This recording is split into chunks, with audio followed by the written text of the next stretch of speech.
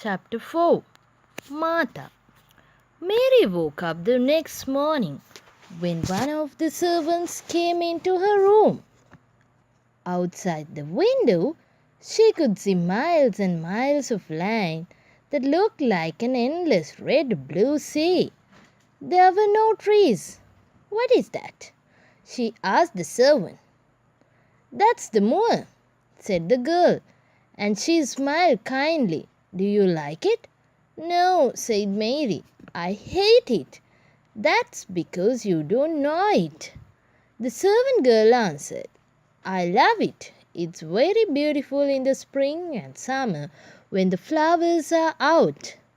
The air smells fresh and the sky is blue and the birds sing." This servant, whose name was Martha, surprised Mary. She was not like the servants in India, who spoke only when she spoke to them and who always did what she wanted. "You're a strange servant," she said. Martha looked at Mary, who was still in bed, and laughed. She seemed to be a kind person. She had a round, healthy face, and she laughed a great deal. "Are you going to be my servant?" Mary asked. "I'll help you a bit, but you won't need me much," Martha said. "Who's going to dress me?" Mary went on. Martha looked surprised. "Can't you put your clothes on yourself?" she asked. "No," said Mary crossly. "I've never dressed myself in my life." "Well," said Martha, "you must learn now." Mary was very angry now. She did not like this servant who would not help her. And suddenly she felt all alone. She did not understand Martha, and Martha did not understand her. Mary started to cry quietly. Martha felt sorry for the child. She went over to the bed and said kindly, "Hey, you mustn't cry like that. You mustn't. Come. It's time to get up now. I'll help you to get dressed." Martha's voice was so kind that Mary stopped crying. She got out of bed and Martha brought her clothes. They were not the clothes which she had had on the journey. They were new. "Those aren't mine," Mary said. "Mine are black." She looked at the white dress and coat and added, "Those are nicer than mine." "Mr. Craven doesn't want you to have black clothes," said Martha. "I hate black things," said Mary. While Mary put on her clothes, Martha talked about her family. "There are 12 of us," she said, "and my father has very little money. So it's hard for my mother to find enough food. But the children play on the moor, and mother says that the fresh air makes them healthy like the little wild horses which live there. My brother Dickon, who is 12 years old, has a horse." "Where did he get it?" Mary asked. "He found it on the moor when it was a baby, and he made friends with it. Now the little horse follows him everywhere, and he rides on its back. Dickon is a kind boy, and animals like him." Mary had always wanted an animal of her own, and she began to be interested in Dickon. This was perhaps the first time she had ever been interested in anyone except herself. Then she and Martha went into the next room, where a meal was waiting. Mary had never been a hungry child, and she did not want to eat now. "I don't want any food," she said. "But it's very good," said Martha, who was surprised. "If my brothers and sisters were here, there wouldn't be any food on that table in 5 minutes' time." "Why?" asked Mary coldly. "Because they have never had enough food in their lives." They are always hungry. I've never been hungry, so I don't know what it's like, Mary said. Well, said Martha, perhaps you ought to try it. Why don't you take the food to your family? Mary said. It's not mine, said Martha crossly.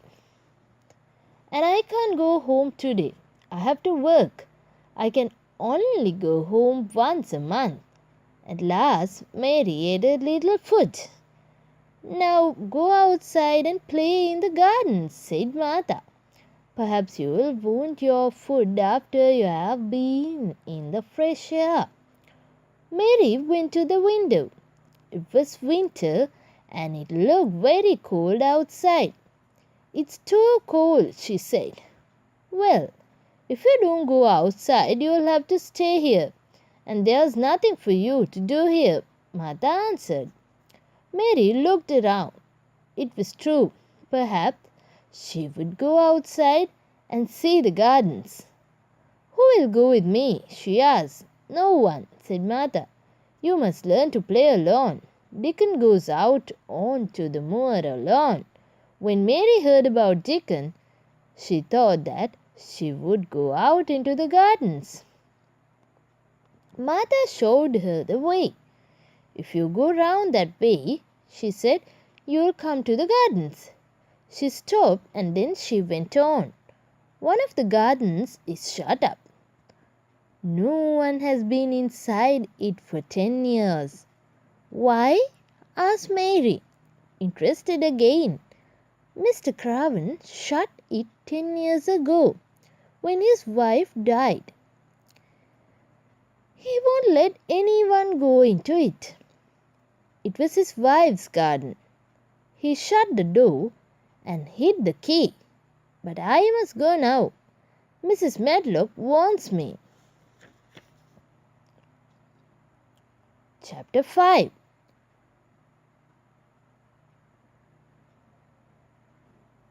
Ben Weatherstaff and the Robin. After Martha had gone, Mary went into the gardens. She was thinking about the garden that no one had been into for 10 years. She wondered what it looked like. She wanted very much dared what it looked like. She wanted very much to say it.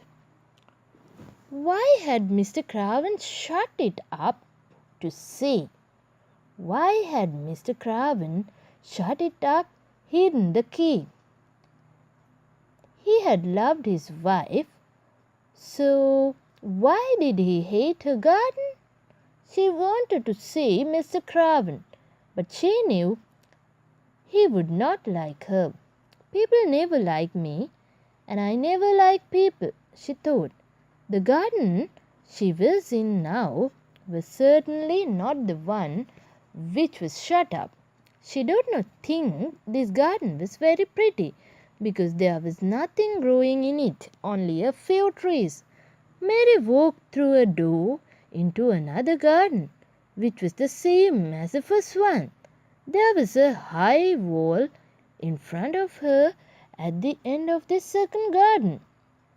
She looked for a door in the wall, but she could not find one.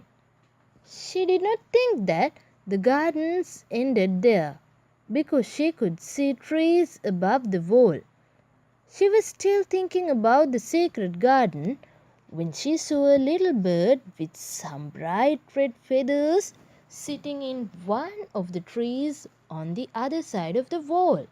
Suddenly, he started to sing. It almost seemed that he was calling to her. His singing made her feel very happy. She was feeling all alone, and the little bird made her feel much better. She almost laughed. She liked him. Perhaps he lives in the secret garden and knows all about it, she thought. She walked back into the first garden and found an old man there. He was working. His face looked cross, and he did not seem to be pleased to see her. But then she did not seem to be pleased to see him. "What is this place?" she asked him. "One of the kitchen gardens," he answered crossly. "And what is that?" she asked, and she looked through the door into the second garden. "Another kitchen garden," he answered, more crossly this time. "Can I go into the last garden?" she went on. The old man stopped working. "Which garden?" he asked quickly. "The one with the high wall," Mary answered quietly. "There were trees on the other side of the wall, and I saw a little bird with red feathers in one of them. He was singing." To her surprise, the old man suddenly laughed. His face changed, and Mary thought how much nicer a person looks when he laughs. The old man turned towards the little bird's garden and began to make a soft, kind sound. Then a wonderful thing happened. The little bird flew down and stood on the ground near the old man's foot. "Where have you been, little one?" the old man asked quietly. He spoke to the little bird as if it were a child. "I haven't seen you at all today." The little bird put his head on one side and looked at the old man. He was so pretty, and he made Mary feel happy. "Does he always come when you make that sound?" she asked. "Yes, he does." "What is he?" she asked. "Don't you know? He's a robin." They are very friendly little birds. He knows that we are talking about him now. He likes to hear people talk about him. And the old man laughed. He seemed to like the little robin very much. He went on. "When he was a baby, his mother died. He was all alone." Mary felt strange when she heard this. She went nearer the robin and said quietly, "I am all alone too." The old man looked at her. "Are you the little girl from India?" he asked. "Yes," answered Mary. "Then I am sure that you are all alone," he said. "What's your name?" Mary asked him. "Ben Butterstaff," he answered. And he laughed. "I'm all alone too, but not when the robin's with me. He's my only friend." "I have no friends," said Mary. "I've never had any. I've never played with anyone. You and I are the same," Ben went on. "We don't look nice and friendly, and I don't think that we are."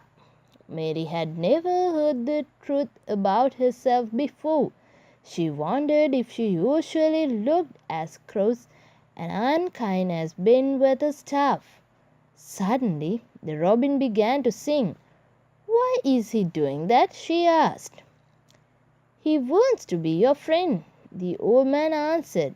"My friend?" she asked. "Do you really want to be my friend?" she asked the robin as if she were talking to a person. Her voice was soft and kind, and Ben Weatherstaff was surprised.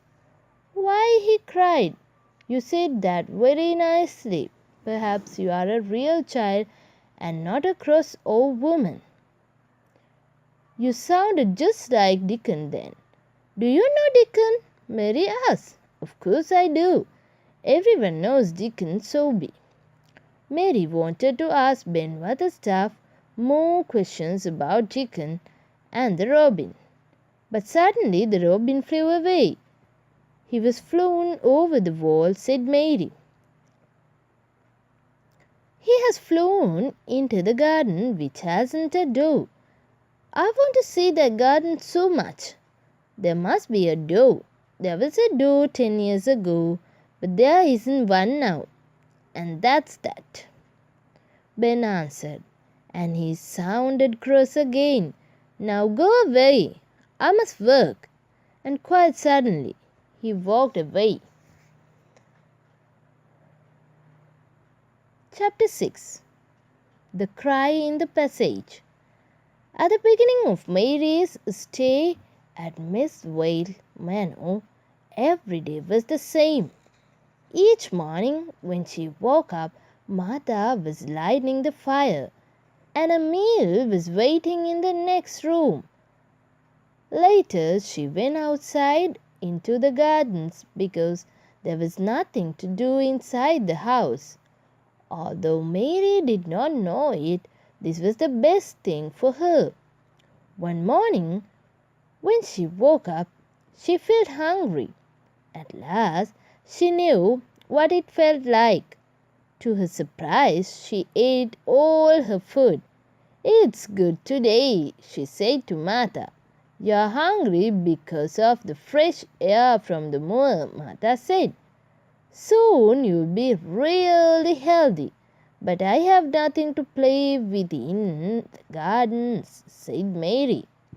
"Nothing to play with?" cried Martha. "My brothers and sisters play with whatever they can find. They just run about and look at things." And that is what Mary did. She went to one part of the gardens more than any other, to the place where she had first seen the robin. A lot of green plants grew there by the wall. One day Mary was wondering why there were so many plants there, when suddenly she heard the robin singing. He was sitting on the top of the wall, and he looked down at her, with his little head on one side.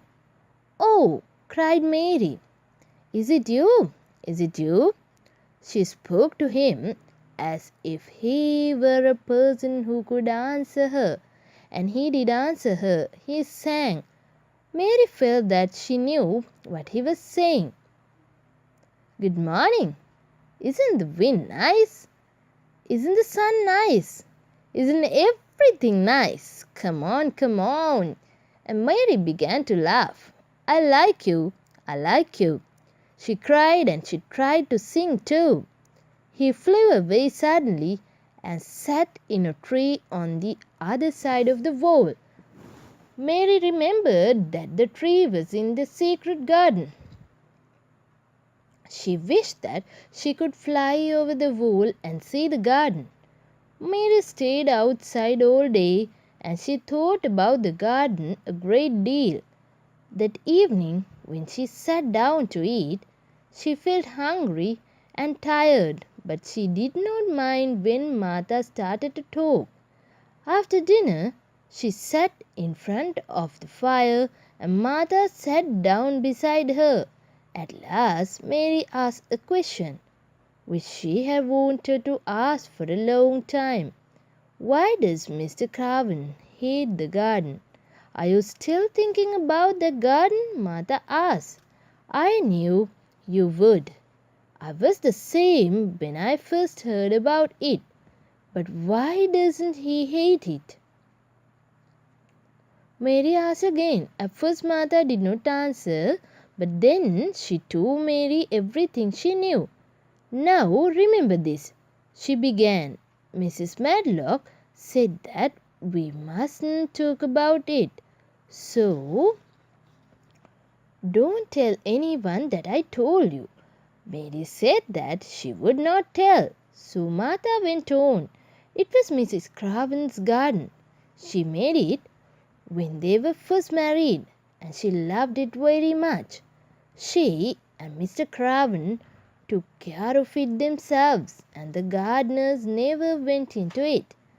There was a tree in the garden where Mrs. Craven used to sit. One day part of the tree broke and she fell. She was very badly hurt, and the next day she died. Mr. Craven was so sad that the doctors thought he would die too. But he didn't. He has been sad ever since, poor man. There, now you know why he hates the garden and never goes into it." Mary did not ask any more questions. She felt very sorry for Mr. Craven. Outside on the moor, the wind was making a noise, and Mary was glad that she was inside the house. Suddenly she heard another noise. It sounded almost the same as the wind, but it was inside the house. It sounded like a child crying far away. "Can you hear someone crying?" she said. "No," Martha answered quickly. "It's only the wind." Then the crying came again, and somewhere in the house a door closed. "There," said Mary, "someone is crying. I told you so, and it's a child." This time Martha answered crossly, "It was the wind, one of the servants who has had a headache all day."